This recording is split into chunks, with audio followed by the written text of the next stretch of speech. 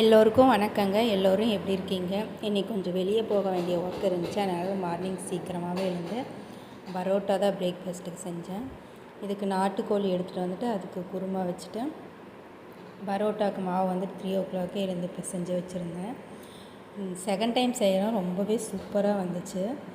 நான் கோடு எதுவும் போடலங்க. அப்படியே பூரிக்கட்டையிலேயே உருட்டி அப்படியே செஞ்சுட்டேன். லேயராக சூப்பராக வந்துச்சு. நீங்கள் ட்ரை பண்ணி பாருங்கள். இந்த ரெசிபி வேணுனாலும் சொல்லுங்கள். நான் இன்னொரு டைம் வந்துட்டு உங்களுக்கு சூப்பராக டீட்டெயில்டாக ஷேர் பண்ணுறேன். ரொம்பவே சாஃப்டாக இருந்துச்சு. லேட் ஆகிடும்னு சொல்லிவிட்டு 2 தோசைக்கல்லுமே வச்சு மாற்றி போட்டு எடுத்தாச்சு. பன் பரோட்டா மாதிரி தான் ட்ரை பண்ணேன்.